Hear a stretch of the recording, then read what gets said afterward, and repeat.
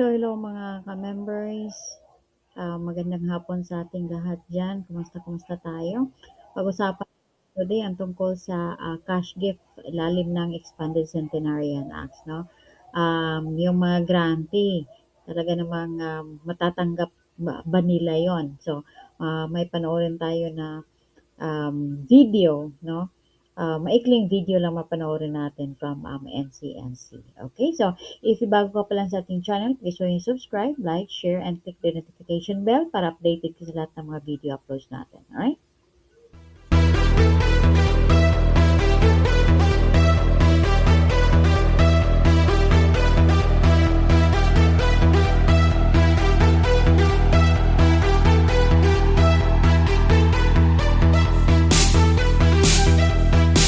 Na talagang natatanggap ng mga benepisyaryo yung kanilang mga incentives, yung kanilang mga benepisyo.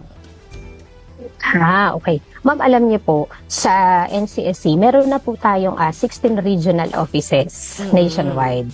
At ang mismong mga kawani ng National Commission of Senior Citizens Regional Office, katuwang ang ating pong mga kaibigan at kapartner na LGU, OSCA, sila po mismo ang nagdi-distribute at nagbibigay ng mga regalo na ito.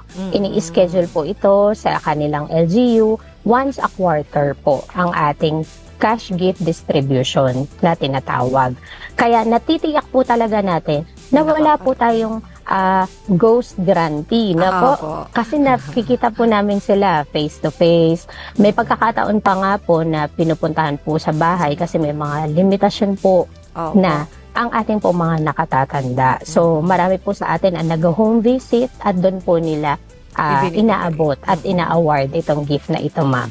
Ayun, napakaganda nun. Talagang siguradong natatanggap ng ating mga seniors kung ano man yung talagang nararapat para sa kanila.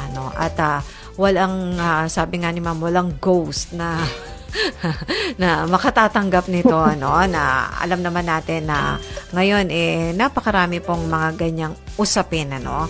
At buti na lamang sa mga seniors natin, talagang sila ang mismong nakakatanggap.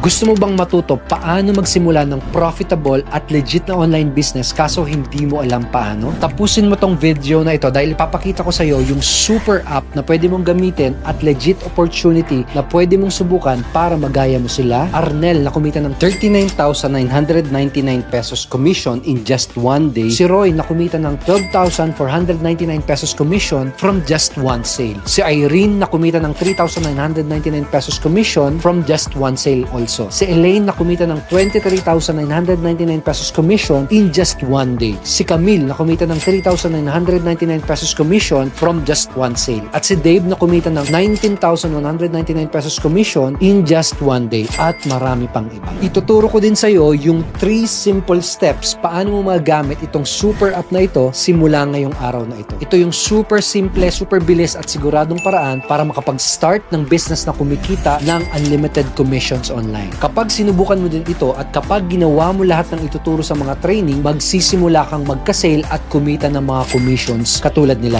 Ang maganda, kapag sinubukan mo itong super app na ito tapos sakaling hindi ka nagkaresulta, may up to 10,000 pesos cash refund ka na makukuha. Yes, ganun ito kaganda.